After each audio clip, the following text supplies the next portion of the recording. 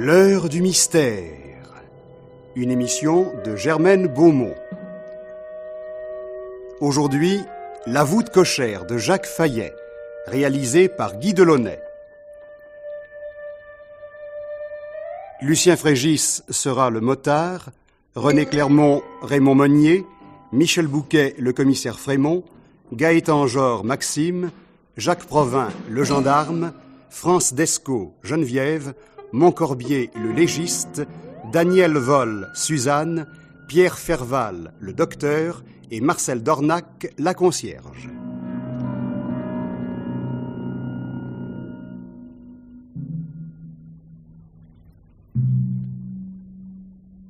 La séance s'est terminée après 18 heures. Auparavant, les dernières déclarations avaient été approuvées à l'unanimité. C'était le bulletin d'information d'Intervariété. Voici maintenant un communiqué qui nous parvient de la préfecture de Seine-et-Oise. Un camion semi-remorque 10 tonnes, immatriculé 4455 GD 78, stationne depuis plus de 48 heures, tout feu éteint, sur la nationale 185 qui relie Versailles à Saint-Cloud. Les services de la préfecture invitent le chauffeur de ce véhicule à faire circuler son camion.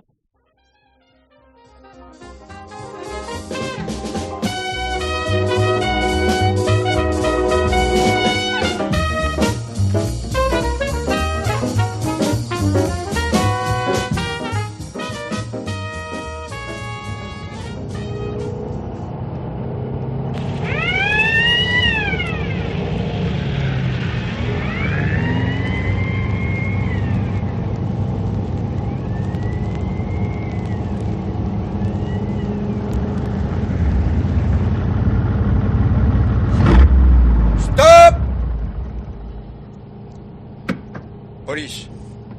Papier, s'il vous plaît. C'est à vous, ce camion? Oui. Vous avez entendu l'appel qu'on a fait à la radio? Oui. Si tout le monde faisait comme vous, il n'y aurait plus besoin de faire des émissions. Vous avez été la cause de beaux embouteillages. Après, vous serez le premier à vous plaindre que les sorties de Paris sont impossibles. Cela dit, vous avez eu de la chance. Quelques heures de pluie et c'était la fourrière. Mais vous n'avez pas la carte grise? Non. Mais tant mieux. Et la vignette non plus, naturellement? Non. Parfait. Non, mais je vais vous expliquer. C'est au commissariat que vous irez vous expliquer. Non, écoutez-moi, je suis le propriétaire de ce camion, mais ce n'est pas moi qui le conduis habituellement. J'ai des employés. Vous êtes propriétaire, donc responsable. Allez, en route. Non, mais c'est le chauffeur qui a la carte grise et les autres papiers. Ah, où est-il, ce chauffeur? Je ne sais pas. Comment vous ne savez pas? Non, je ne sais pas. Il a disparu.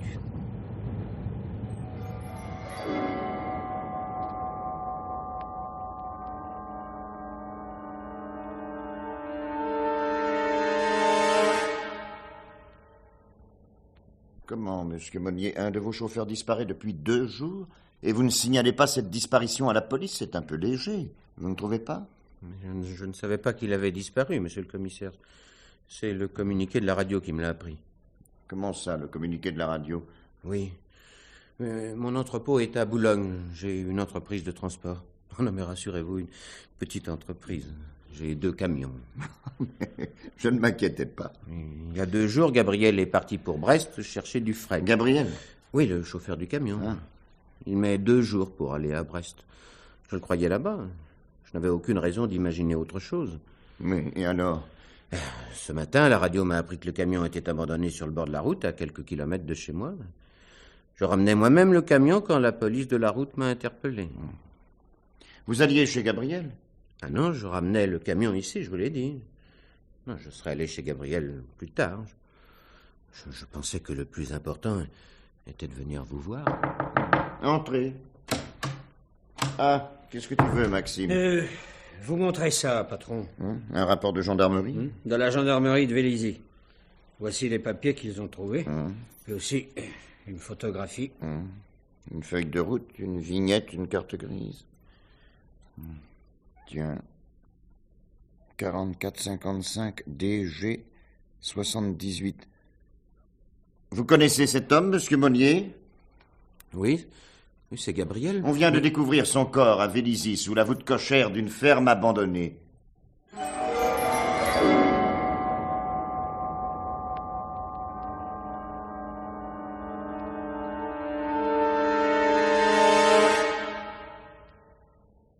C'est un coin charmant, Vélizy, patron.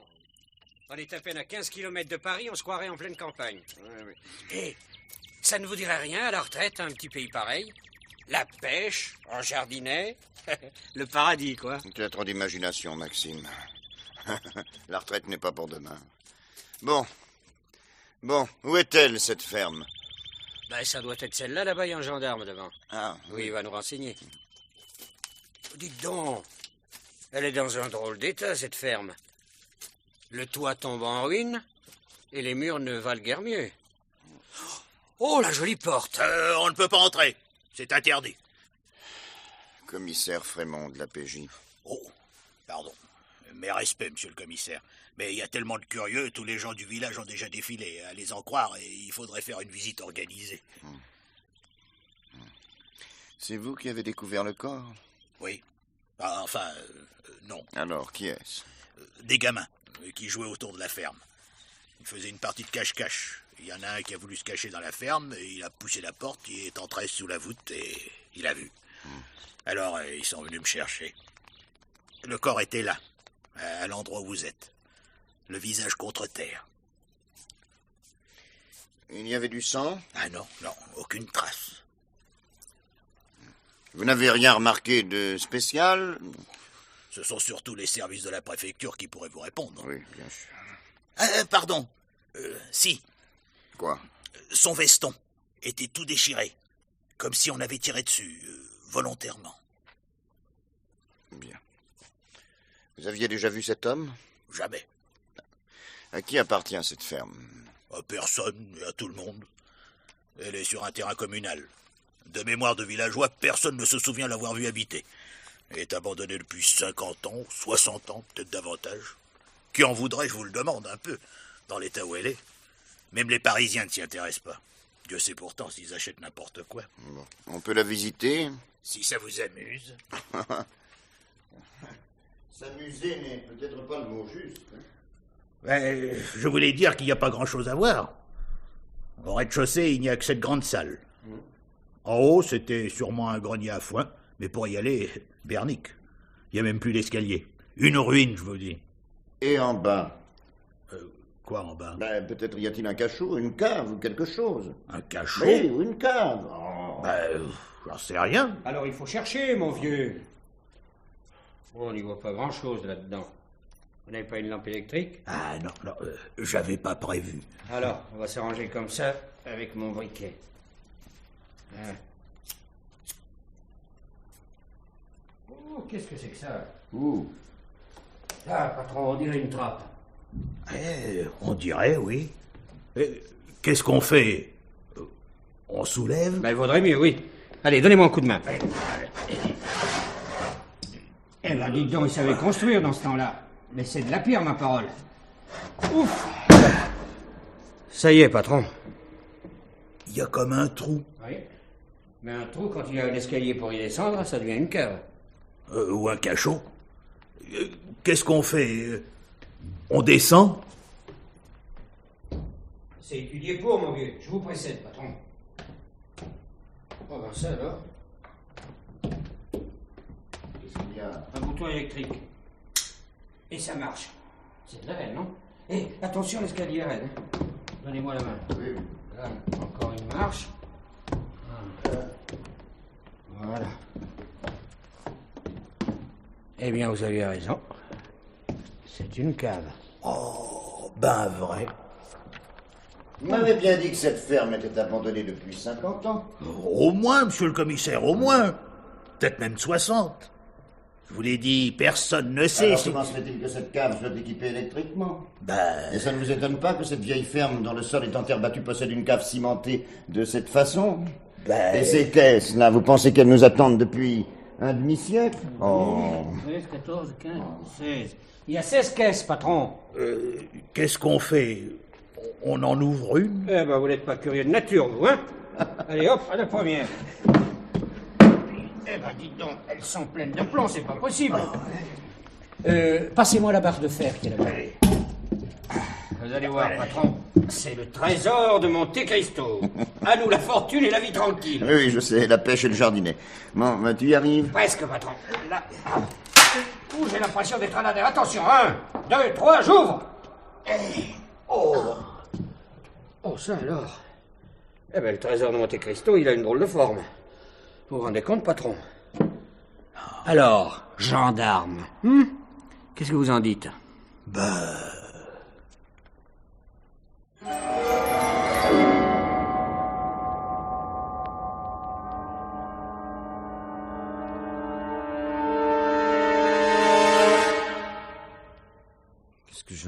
Qu'est-ce que j'en dis? Que voulez-vous que j'en dise, monsieur le commissaire? 16 caisses remplies de mitrailleuses, ça ne me concerne pas.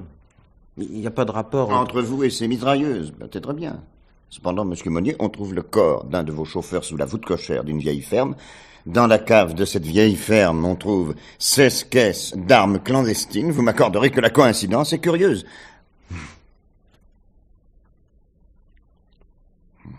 Que transportent vos camions?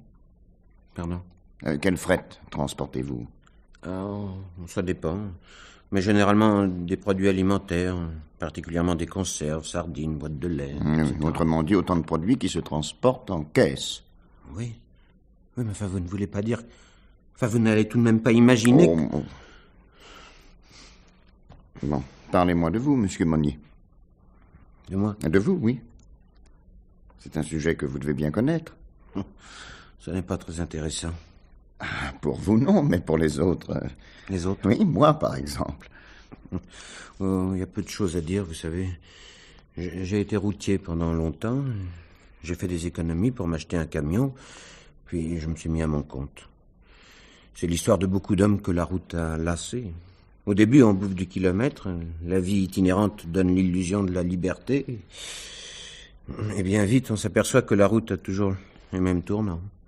À force de traverser les villes, on a l'impression d'y habiter. C'est un phénomène dû à l'âge. Passé la quarantaine, on n'a plus guère de goût pour l'aventure. Moi, j'ai suivi la filière empruntée par presque tous les hommes qui font mon métier. Se mettre à notre compte, pour nous, c'est un peu se mettre à la retraite. Vous l'avez prise bientôt. Pourquoi attendre d'y être obligé? Vous avez dû assister pourtant à des mises à la retraite. Vous avez trouvé ça gai comme cérémonie? Le patron, les employés, le mousseux qui fait péter ses bouchons. On vous balance un petit discours, on vous offre un dessus de cheminée. Je pense bien qu'on doit être émotionné. Pas tant par les gentillesses, mais à cause du plus jeune qui est dans la salle et qui attend que vous soyez parti pour prendre votre place. Après ça, on vous serre la main. Et soyez tranquille, ça n'est jamais pour vous retenir. La retraite, il faut la prendre avant qu'on vous l'impose. En tout cas, c'est une retraite qui vous donne davantage d'argent, non? Oui. Ça a son importance. Oh oui, je ne le nie pas. Il suffit d'avoir travaillé une fois dans sa vie pour connaître la valeur de l'argent. Où habitez-vous? Au-dessus de mon garage, j'ai un petit appartement. 2 pièces et un bureau. C'est pratique. Ça ne vous ennuie pas de vivre où vous travaillez? Non, je suis un homme simple, monsieur le commissaire. J'ai perdu le goût de l'aventure. J'ai aussi perdu le goût de l'ambition. Alors vivre ici ou là, travailler ici ou là, quelle importance. Non, je n'ai jamais fait très attention au décor. Et Madame Monnier, dans tout ça... Ma femme? Oui, les femmes s'attachent quelquefois à ces détails, vous savez. Non, je ne vis plus avec ma femme. Divorcé? Non. Il y a longtemps que... Quoi? Que vous êtes séparés. 6 mois. Et pourquoi ne divorcez-vous pas? Je suis presque tenté de vous répondre parce que je suis honnête et que les engagements que j'ai pris, quels qu'ils soient, je m'y tiens.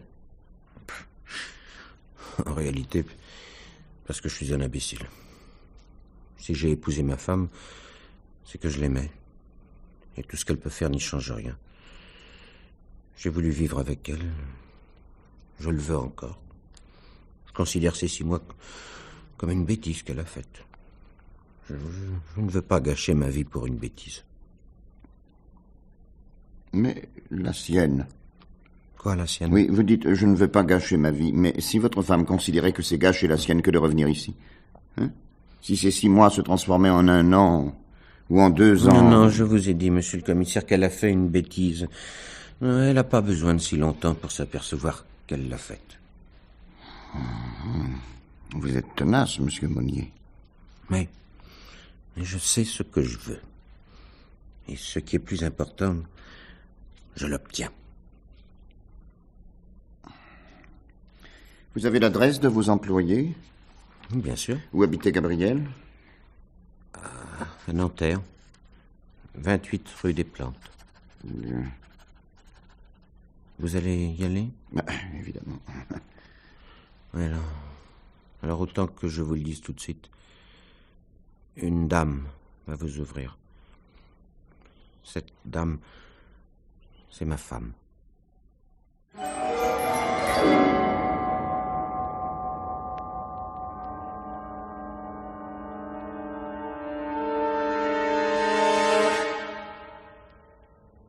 Attendez, monsieur le commissaire, je vais vous débarrasser une chaise. Vous savez, d'habitude, il y a de l'ordre ici, mais avec ce qui est arrivé... Ne vous excusez pas, je comprends très bien. Merci. C'est affreux. Affreux, n'est-ce pas? Oui. Et c'est sans raison. Gabriel est mort sans raison. Je cherche dans ma tête, mais je ne trouve pas. Rien. Mais il faut savoir, n'est-ce pas? Il faut savoir. Rien n'est expliqué encore. J'attends de vous peut-être des explications. Des explications? Non, disons plutôt des indications. De moi? De vous, oui, Madame Monnier. Ah, vous savez. Oui. J'aime autant ça. Depuis que vous êtes entré, je cherchais le moyen de vous dire qui j'étais. Et... Vous l'avez vu? Votre mari? Oui, il sort de mon bureau. Que vous a-t-il dit? Peu de choses. Il vous attend. L'imbécile. Ça, il l'a dit aussi. Racontez-moi. Mais quoi? Tout. Votre mariage, par exemple. Oh, mon mariage, il a si peu compté. Pour votre mari, il comptait. Pourquoi l'avez-vous épousé, alors?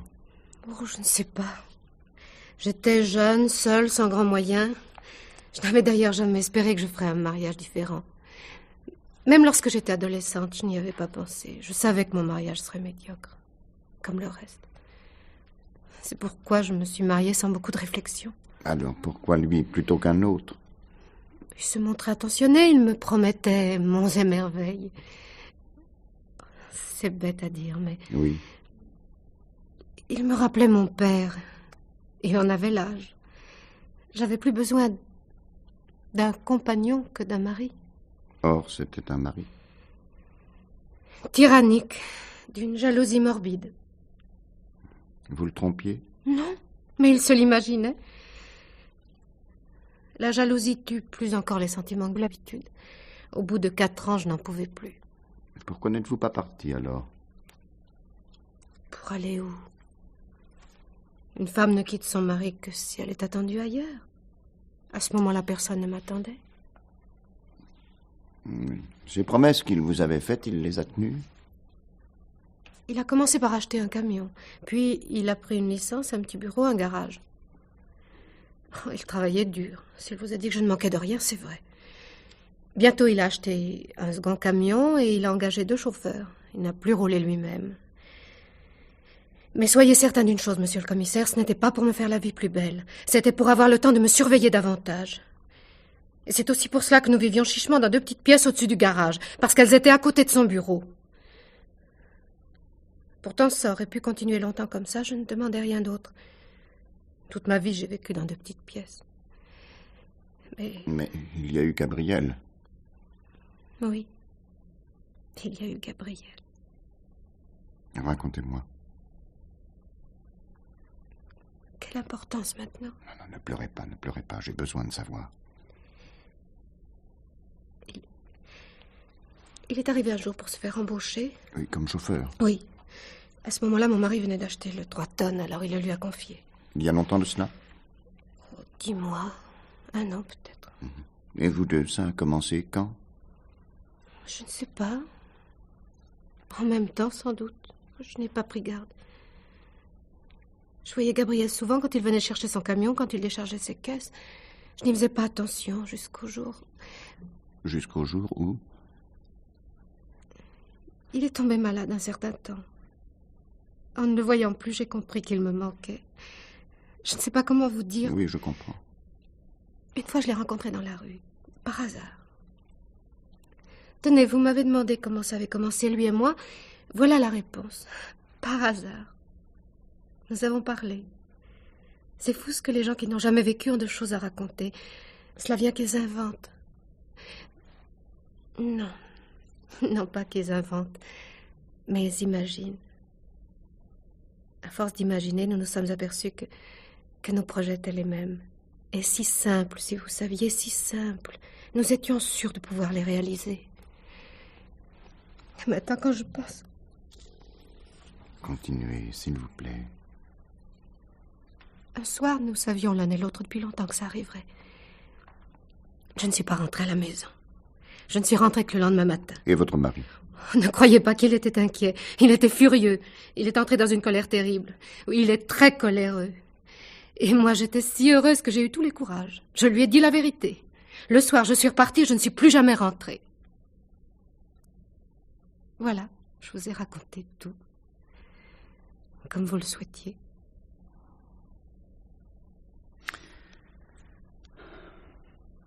Je ne sais pas si vous allez pouvoir me répondre, mais j'étais en train de me demander pourquoi votre mari n'a pas mis Gabriel à la porte. C'était peut-être un moyen de l'éloigner, non?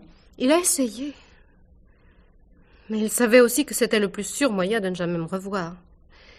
Il devait sentir confusément que là où Gabriel irait, j'irais. Oui, il tient beaucoup à vous. Peut-être.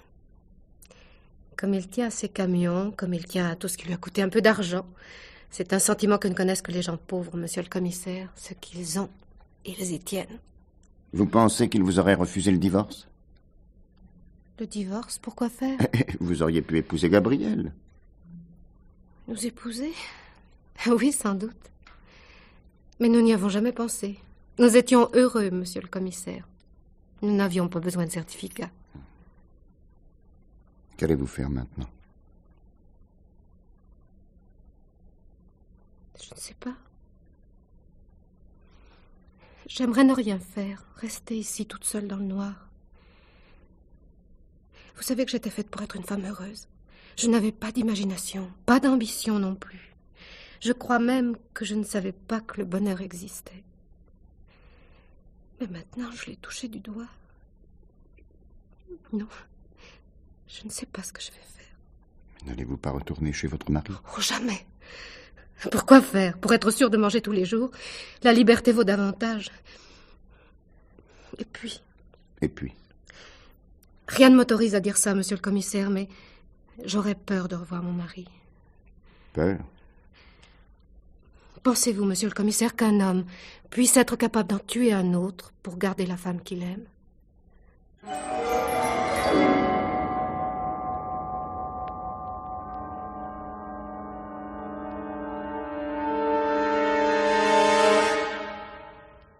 Cette question est restée sans réponse, Maxime. Mais sans doute mérite-t-elle d'être posée. Raymond Monnier a-t-il tué Gabriel pour que sa femme retourne près de lui? Ma réponse, oui. Si, comme il le dit lui-même, il veut obtenir à tout prix ce qu'il désire. Réponse, non. Si, comme le dit Madame Monnier, c'est un homme coléreux. Un homme coléreux n'attend pas 6 mois pour tuer l'amant de sa femme. Il le tue tout de suite. Ou il tue sa femme. Supposition non retenue, votre honneur. On peut être amoureux et prudent, patron. Oui, ça va rarement ensemble. Pourtant, admettons-le, donc il prémédite son meurtre. Mais alors, pourquoi le corps était-il à Vélizy? Pour égarer vos soupçons, justement. D'accord, mais alors, pourquoi laisser au bord de la route un camion pendant 48 heures au risque d'attirer l'attention générale, ce qui est arrivé d'ailleurs? Ah, ça... Et les armes, Maxime? Les caisses de mitrailleuses? De la mise en scène aussi, hein? Un sketch? Pour attirer notre attention ailleurs? Allons donc. Peut-être n'y a-t-il aucun rapport entre les deux affaires. Oh, tu le crois vraiment? Non. Mais j'aimerais y croire. Ça vaut cher, les mitrailleuses, Maxime. Faut croire, puisqu'on en vend. Ça vaut cher surtout quand on les passe en contrebande. Faut croire, puisqu'il y a des contrebandiers. Il y en avait pour de l'argent dans la cave de Vélizy. 16 caisses. 3 mitrailleuses par caisse. Ça fait 48, patron. Oh, bravo, Maxime, tu vois, quand tu veux. Eh bien, compte un peu, puisque tu aimes ça. Un semi-remorque 10 tonnes, un 3 tonnes, un garage, un appartement au-dessus du garage avec un bureau. Ça fait quoi? Attendez, ça fait une addition, patron. Oui, une addition. Et la note doit être salée. Je sens que nous allons retourner à Boulogne, Maxime. Chez Monnier? Chez Monnier, oui. Qu'est-ce que je viens de te dire, Maxime? Qu'on allait à Boulogne, patron, chez Monnier. Non, avant. Avant? Vous m'avez dit que lorsque je voulais, j'étais pas si mal que ça. Ne fais pas l'idiot, veux-tu. Je t'ai parlé d'un garage, d'un appartement, d'un bureau. D'un semi-remorque de 10 tonnes et d'un 3 tonnes. C'est ça. D'un semi-remorque de 10 tonnes et d'un 3 tonnes. Et alors, patron, ça vous intéresse, les camions? On m'a dit quelque chose cet après-midi là-dessus. Mais quoi? Je suis sûr qu'on m'a parlé de ces camions. Vous voyez où ça mène, hein, patron, la fatigue. Oui, ça commence par un mal de tête, puis la perte de mémoire, et bientôt, la petite voiture. Alors, de ce côté-là, tu n'as rien à craindre. Entrez. Tiens, bonjour, Toubib. Comment va? Très bien, Frémont, très bien. J'ai mes petites douleurs comme tout le monde, mes petits ennuis comme tout le monde, mais faut bien vivre avec ces mots, hein. Et puis j'ai mon travail. Il m'oblige à voir tant de choses que par comparaison, je m'estime heureux. Oui, vous vous êtes occupé de mon affaire. Mais bien sûr. Comme j'avais rendez-vous avec le divisionnaire, j'en ai profité pour vous apporter mon rapport moi-même. En résumé? Histoire banale. Vous êtes extraordinaire. Pour vous, toutes les histoires sont banales. L'habitude. On s'habitue beaucoup moins que vous ne croyez. Je pense, moi, qu'en fait, on ne s'habitue pas du tout. On s'habitue à la beauté, d'accord, mais à la laideur, jamais. Heureusement, sans ça, quelle vie nous resterait-il? Non, si je vous dis que votre histoire est banale, c'est qu'elle l'est réellement. Votre bonhomme, là, comment s'appelle-t-il déjà? Gabriel. Oui, eh bien, votre Gabriel est bel et bien mort des suites d'une bagarre. Qu'y a-t-il de plus banal qu'une bagarre? Il porte des traces de coups un peu partout, sur le torse, sur les jambes et sur le visage, bien sûr. C'est même un coup reçu sur la tête qui l'a tué. Mais pas un coup ordinaire, celui-là. Il lui a même enfoncé en un endroit la boîte crânienne. Un coup donné avec un objet dur, très dur. Une barre de fer, par exemple, ou un objet similaire. Vous pencheriez pour la barre de fer? Pourquoi, Frémont? Vous en avez une dans votre boîte à malice? Oui, j'ai vu une barre de fer dans la cave d'une vieille ferme à la campagne. Va donc pour la barre de fer. Pensez-vous que Gabriel soit mort sur le coup? Non. Non, voilà comment j'imagine la scène. Il se bat, avec qui c'est à vous de le découvrir. Il reçoit des coups, c'est sûr, mais c'est certain aussi qu'il en donne.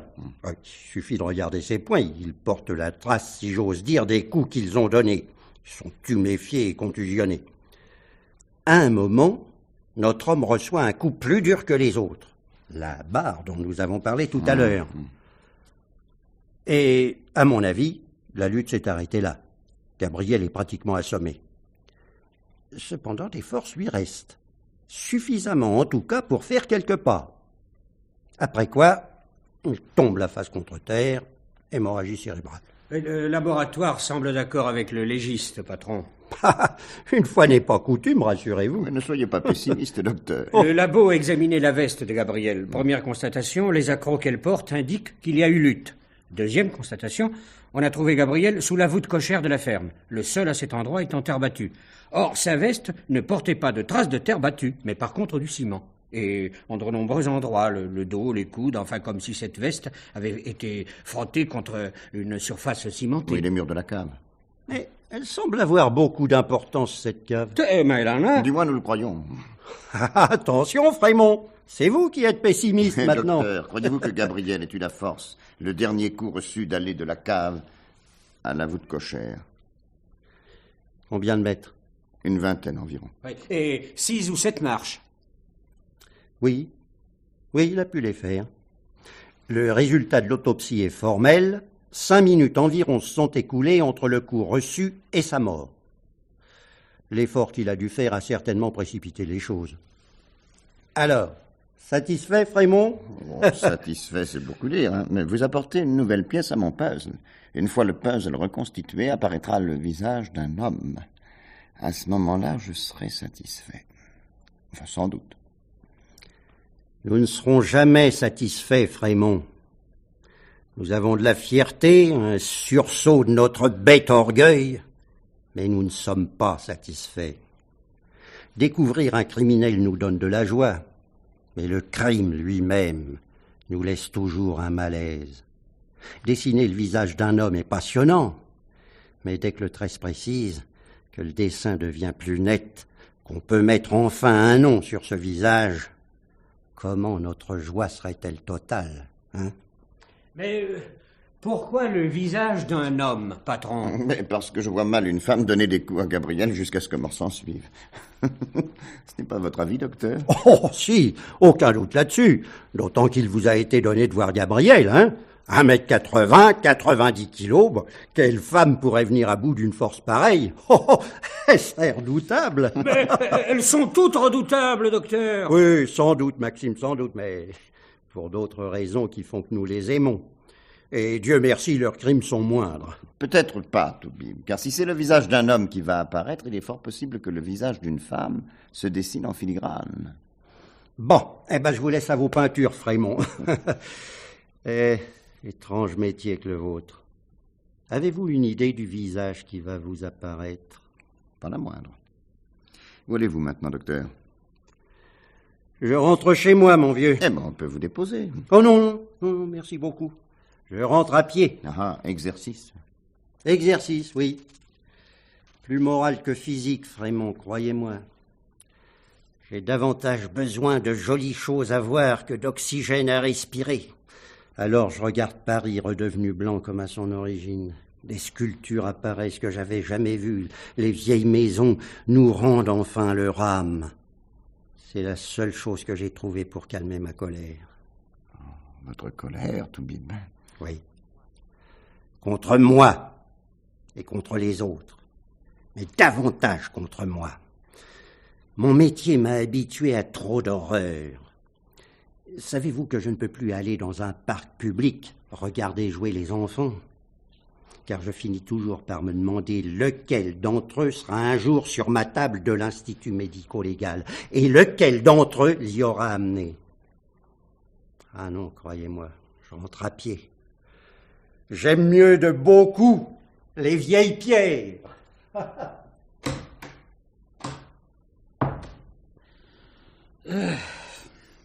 Brave Toubib. Oui, mais quand la retraite aura sonné, il fera comme les autres. Il regrettera sa charcuterie. Bon, allez, Maxime, demande la voiture. Mais où va-t-on, patron? À Boulogne.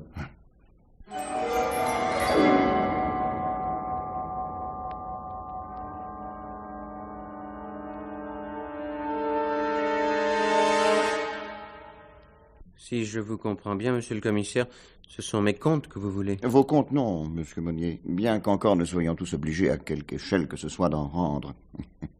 Et je vous accorde que c'est agaçant. Mais tout de même, depuis combien de temps avez-vous quitté la route? 4 ans. Et en 4 ans, vous avez acheté un 10 tonnes, un 3 tonnes, un bureau, un appartement et un garage. Jolie réussite, vous ne trouvez pas? Mais le 10 tonnes, je l'ai acheté il y a 4 ans. Quand vous avez abandonné les routiers? Oui. Oui, j'ai commencé à travailler très jeune, monsieur le commissaire. À 15 ans, j'étais manœuvre. À 17 ans, j'étais maçon. Et à 19 ans, j'étais routier. Alors, je ne me plains pas. Le travail m'était une nécessité. Je travaille comme les autres fument, par besoin. C'est pourquoi je ne critique pas les fils à papa. Hein. Pourquoi travailleraient-ils s'ils peuvent faire autrement? Leur mode de vie est de ne rien faire. Le mien a été de travailler. Il n'y a pas d'exception, vous savez. Les grands travailleurs sont soumis au même esclavage, le besoin ou l'ambition. Vous, à quoi étiez-vous soumis? Au besoin. Revenons aux 10 tonnes, voulez-vous? Mais nous y sommes, monsieur le commissaire. Quand j'ai abandonné la route, j'avais 46 ans. J'avais derrière moi 31 ans de travail et parallèlement 31 ans d'économie. J'avais toujours vécu seul, pratiquement de rien. Lorsque je me suis marié, j'avais devant moi une somme rondelette. Le temps était venu pour moi de l'utiliser. J'aurais pu m'acheter une bicoque dans un coin de campagne, ou bien, comme les copains, avoir un petit 4 pièces dans les grandes cités, avec le balcon, le pot de géranium, la télévision. Mais pour moi, 31 ans d'économie, ça avait représenté plus de rêve que de sacrifice. La bicoque à la campagne, c'est un lien. L'appartement aussi. Tandis qu'un camion, avec ses 12 roues, c'est autre chose. On fait ce qu'on veut. Et pour moi, c'était important. Faire ce que je voulais. Qu'est-ce que vous en pensez? 30 ans de sa vie pour avoir un moteur et une carlingue à soi. Et rassurez-vous, il n'était même pas flambant neuf. Il en avait déjà vu du pays. Et ce que vous vouliez, ce beau camion, c'était de le faire conduire par un autre? Oui. Par ambition, cette fois? Toujours par besoin. Je me suis marié tard, monsieur le commissaire. Et avec une femme trop jeune. D'ailleurs, quand on a mon âge, toutes les femmes sont trop jeunes. Ou alors on ne les épouse plus. Et l'appartement? Quoi? C'est 2 pièces? En location. Et avec un bail, s'il vous plaît. La sécurité, pour ainsi dire. C'est comme le garage. Vous l'avez vu, le garage? Un hangar, avec un toit en tôle ondulée. Quand il pleut, ça fait un tel bruit qu'on se croirait dans une fonderie. Qu'est-ce que vous voulez encore savoir? Le 3 tonnes? Eh bien, tenez, monsieur le commissaire. C'est avec ça que je l'ai payé, en signant des traites. Mais merveilleux, les traites. On vous fait signer un tas de petits papiers et on vous donne un bel objet. Bien à vous. Riche invention, vous savez, pour vous forcer à travailler. Parce qu'un beau jour, si les petits papiers restent au fond d'un tiroir, on vous le reprend, votre bel objet. Confisqué, comme à l'école. Alors, je m'occupe de mes affaires pour payer ma cabane, mon hangar et mes petits papiers. Et pourquoi tout ça? Pour plaire à ma femme. Pour lui faire une vie qu'à une époque elle semblait souhaiter. Elle avait l'air d'y tenir aux 3 pièces, avec le balcon, la bicoque à la campagne. Je croyais qu'elle y tenait. Mauvais calcul. Elle est heureuse à Nanterre, dans un clapier. Car elle est heureuse. Elle l'était. Vous l'avez vue? Oui. Elle est malheureuse? Oui. Vous lui avez dit que... Enfin, vous lui avez fait comprendre que si elle voulait... Je le lui ai dit. Et alors? Elle ne rentrera pas. Elle vous l'a dit? Oui. Elle ne rentrera pas à cause de moi? Ou simplement parce que Gabriel est mort? Elle ne rentrera pas chez vous parce que Gabriel est mort. Ah. Oui, à vrai dire, je m'y attendais. Et puis la mort de Gabriel, je sais qu'elle ne rentrera plus. Vivant, elle s'en serait lassée. Mort, il va avoir toutes les vertus. Que va-t-elle faire? Oh, elle n'en sait rien encore. Sans doute va-t-elle travailler. Elle n'a besoin de rien. Ce dont elle a besoin maintenant, je ne pense pas que vous puissiez le lui apporter. Laissez faire le temps, monsieur Monnier. Le temps. Pour moi, c'est trop tard. Et vous, qu'allez-vous faire? Travailler aussi. Pour rien. Par habitude. Et puis parce que finalement, je suis comme les autres. Je tiens au peu que je possède. Et ce fameux temps dont vous parlez, il faut bien qu'il passe. Le temps qui passe ne se rattrape plus, dit la chanson. Eh ben, heureusement. Parce que s'il fallait remettre ça... Non, pour commencer, je me remets à la conduite. Dans le fond, je n'aurais jamais dû quitter la route. Un jour ici, un autre là-bas, c'est ma vraie place. Sans jamais s'attacher. Vous allez remplacer Gabriel? Oui, sans doute. Enfin, plus tard. Pour l'instant, je vais aller jusqu'à Marseille. Agrément? Non, travail. Maurice est malade. Non, vraiment, je manque de veines. Sur 2 chauffeurs, il y en a un qui... Et l'autre qui tombe malade. Il y a longtemps qu'il travaille avec vous, Maurice? Depuis le début, oui. Je l'ai engagé quand j'ai acheté mon premier camion, le semi-remorque 10 tonnes. Il fait les grands circuits. Paris-Rome, Paris-Barcelone, Paris-Amsterdam. Caractère de cochon, mais bon compagnon. Et puis je lui dois beaucoup. Oui, il s'est intéressé à l'affaire. Il m'a même apporté un circuit. Le Paris-Marseille. C'est lui qui l'a trouvé. Ça ne l'a pas embêté quand vous avez engagé Gabriel comme second chauffeur? Et pourquoi ça l'aurait embêté? Il y a du travail pour 2. Et puis, leurs circuits étaient séparés. Gabriel avait les siens. Paris-La Rochelle, Paris-Nantes, Paris-Brest. Oui, il faisait les circuits plus petits avec le 3 tonnes. Avec le 3 tonnes? Oui. Oh, j'y suis. C'est votre femme qui m'a parlé du 3 tonnes de Gabriel. Ma femme? Oui, elle m'a dit que vous aviez engagé Gabriel alors que vous veniez d'acheter le 3 tonnes. Oui, c'est exact. Et il roulait toujours avec son 3 tonnes? Toujours. Et Maurice, lui, roulait avec le 10 tonnes? Oui. Toujours? Oui, toujours. Alors comment se fait-il que Gabriel ait pris le 10 tonnes pour aller à Brest? Ah non, ça c'est exceptionnel. J'avais un énorme fret à ramener de Brest. Le 3 tonnes était insuffisant. Alors j'ai demandé à Maurice d'y aller à la place de Gabriel. Et alors? Il a refusé. Pourquoi? Sous le prétexte qu'il avait des jus de fruits à aller chercher à Marseille. Alors j'ai voulu envoyer Gabriel à sa place, mais il s'y est opposé. Qui s'y est opposé? Maurice? Ah oui, oui, oui. Il a refusé que Gabriel aille à Marseille. Pourquoi? Caractère de cochon, je vous l'ai dit. Et puis aussi, parce qu'un voyage à Marseille rapporte davantage qu'un voyage à Brest. La distance. Mais qu'est-ce que vous avez fait? Il fallait bien que le travail se fasse. Alors le matin du départ, comme Gabriel est arrivé le premier au garage, je lui ai ordonné de prendre le 10 tonnes pour aller à Brest. Il a accepté. Gabriel pouvait difficilement discuter un de mes ordres. Et Maurice? Maurice? Il était furieux quand il est arrivé, quand il a vu que son camion était parti. Qu'est-ce qu'il a fait? Il a une tête de mule, mais enfin, il est consciencieux. Alors, il a pris le 3 tonnes et il est parti pour Marseille. Il y a 2 jours? Oui. Mais je ne comprends pas. Vous venez de me dire qu'il était malade. Ah oui, oui, les docs de Marseille viennent de me téléphoner. Les jus de fruits sont toujours à quai. Maurice n'est pas arrivé. Alors j'ai appelé chez lui. C'est sa femme qui m'a répondu. Maurice l'a prévenu qu'il est dans un hôtel de Dijon avec une angine. Ah ça, il en a sûrement pour plusieurs jours. Enfin, moi, je dois livrer mes jus de fruits, alors je vais les chercher. C'est tout. Et si les docs de Marseille ne vous avaient pas appelé, vous n'auriez rien su. Ah, si. La femme de Maurice m'aurait téléphoné. Mais elle ne l'a pas fait. Elle s'apprêtait à le faire quand je l'ai appelé moi-même. Il faut 2 jours pour aller à Dijon? Non? Pourquoi? Où habite-t-il, Maurice? Rue de la Bienfaisance, numéro 48. Saint-Augustin, Mazette. Vous les payez bien, vos chauffeurs. Oui, il a obtenu 2 petites chambres de bonne au 6e grâce à sa mère. Elle est employée dans l'immeuble. Remarquez, je n'y ai jamais mis les pieds. Mais, si vous voulez, en partant, je peux vous y déposer? Non, merci. Maxime m'attend dans la voiture. Oh, monsieur le commissaire. Oui? Pensez-vous revoir ma femme? Je n'en sais rien. Pourquoi? Si vous la voyez, pourriez-vous lui dire... Que voulez-vous que je lui dise? Que... Oh non, plus rien. Non, dites simplement que je reprends la route.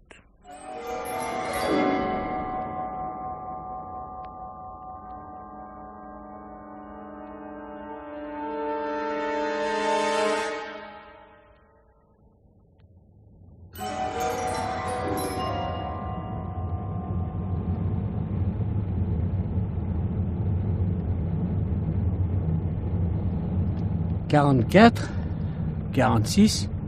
Ah, voilà, patron, le 48. Qu'est-ce que tu en penses? De quoi, patron? Mais du 48. Pourquoi? C'est un chiffre particulier? Tu ne comprends pas grand-chose aujourd'hui, toi, hein? Fais-moi faire le tour du pâté de maison. Du pâté de maison? Oui, fais-moi faire le tour. Ah bon, à vos ordres, patron. Si vous avez envie d'une promenade, je peux vous emmener au bois. Je tourne à gauche? Oui. Allez, à gauche toute.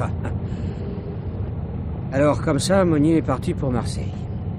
Oui. Ah ben, il va sûrement s'arrêter à Dijon pour voir son chauffeur. Sûrement. Dans quel hôtel, déjà, il est descendu? Ah, je sais pas. On ralentit, Maxime. Pardon, patron? Ralentis, je te dis. Tu vois ce que je vois? Ben, ça dépend, patron. Qu'est-ce que vous voyez? Là, dans le parking, près de la voiture bleue. Oh! Ah ben, ça alors! Oh, qu'est-ce qu'on fait, patron? On va au 48.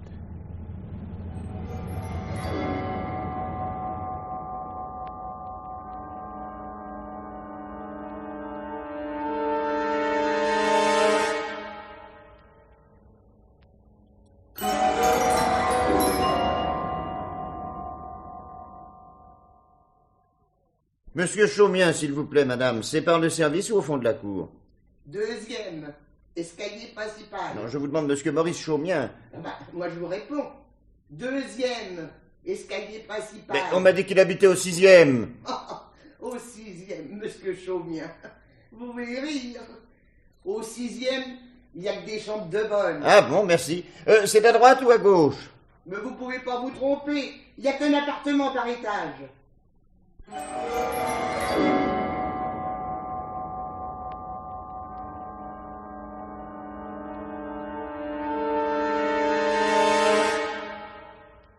Monsieur Monnier aurait dû vous dire, monsieur le commissaire, que mon Il me mari... l'a dit, madame. Votre mari est à Dijon, dans un hôtel, avec une angine. Alors je ne vois pas... Ce que je fais ici, mais j'admire, madame. Pardon? Regardez mon adjoint, il fait comme moi. Pas vrai, Maxime, tu admires. Vous avez vu ces rideaux, patron? Ah. Une merveille. Et cette moquette? Non, mais vous avez vu la moquette? On dirait une pelouse. On se croirait à... Au Grand Trianon. Mais monsieur... Quant à votre bague, madame, on en voit comme ça. Place Vendôme, hein? Ah, bravo, Maxime. Puis-je m'asseoir? Je vous en prie. Bien que vraiment je ne vois pas... Quand avez-vous épousé Maurice? Quand? Avez-vous épousé Maurice? 5 ans environ. Où l'avez-vous rencontré? Mais c'est un questionnaire, monsieur le commissaire. Justement, madame, répondez. Où avez-vous rencontré votre mari?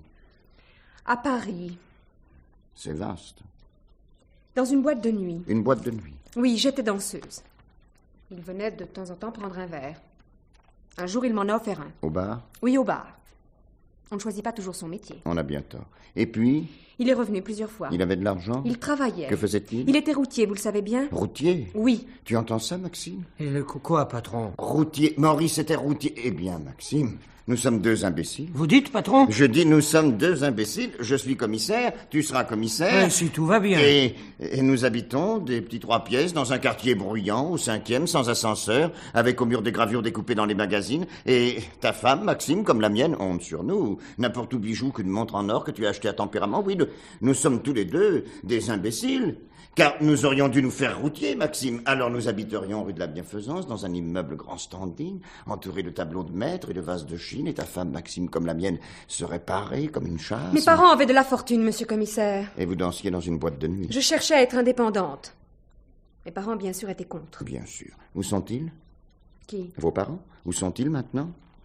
Ils sont morts. Et ils vous ont laissé tous leurs biens? Naturellement. C'est bien normal. L'adresse de votre notaire? Mais... Pas de notaire? Imprudente. Où est votre mari? Mais je vous l'ai dit, à Dijon. Dans un hôtel. Avec une angine.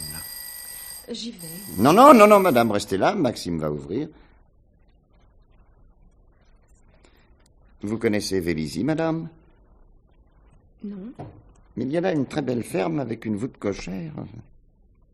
Vous ne connaissez pas? Non. Entrez, docteur. Patron, c'est un docteur. Ah, n'ayez aucune crainte, docteur. Police. La police? C'est inouï. Même les gens qui n'ont rien à se reprocher ont un haut-le-corps devant un policier.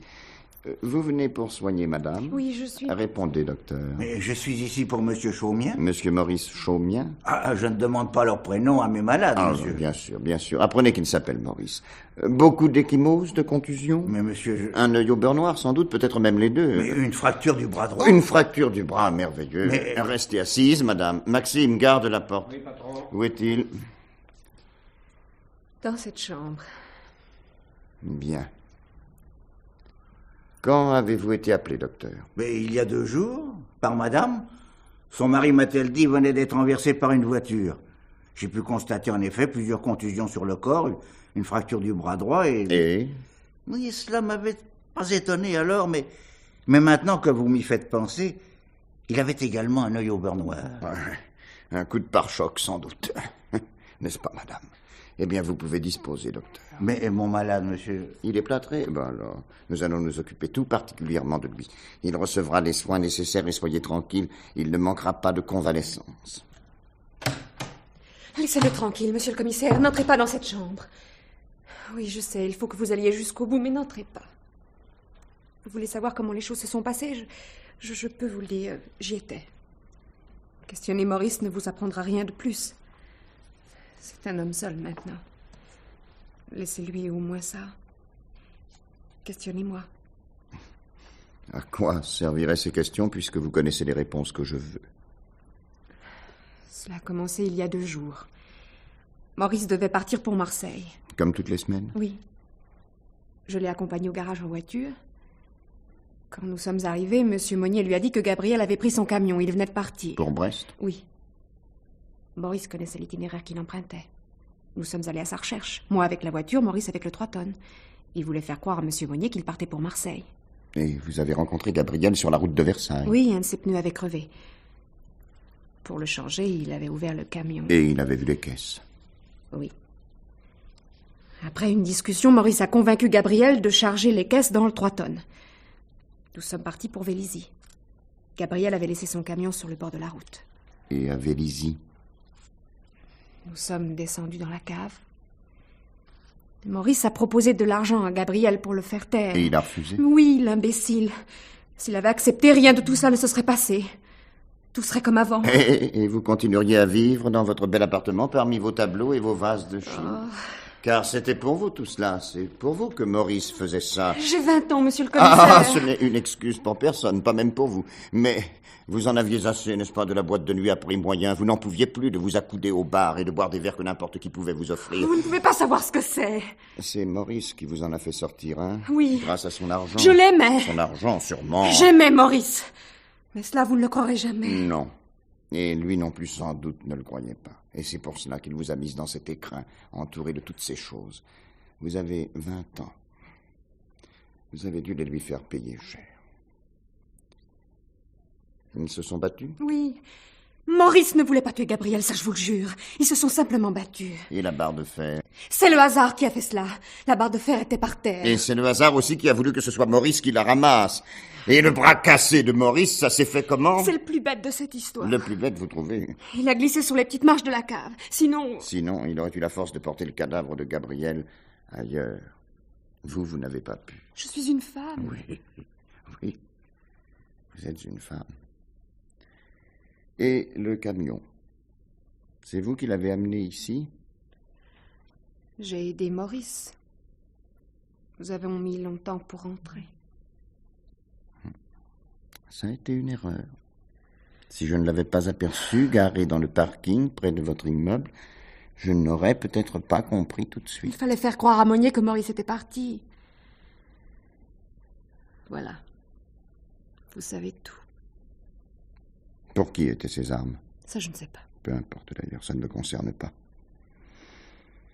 Maurice finira bien par nous le dire. Pas maintenant, je vous en prie. Pas maintenant. Sans doute s'est-il endormi. Endormi? Parfait, qu'il en profite. Moi, j'ai tout mon temps.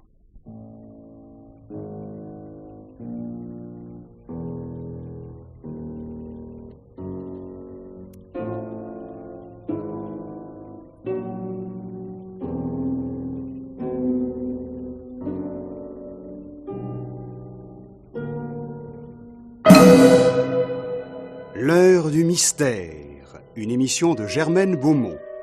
C'était aujourd'hui La voûte cochère de Jacques Fayet. Nous vous en rappelons la distribution. Lucien Frégis était le motard, René Clermont, Raymond Monnier, Michel Bouquet, le commissaire Frémont, Gaëtan Jor, Maxime, Jacques Provin, le gendarme, France Descaux, Geneviève, Montcorbier, le légiste, Daniel Vol, Suzanne, Pierre Ferval, le docteur, Marcel Dornac, la concierge. Bruitage, Claude Knosp. Prise de son, Robert Lavoignat. Collaboration technique, Maurice Gaujean. Assistante, Nicole Vuillaume. Réalisation, Guy Delaunay.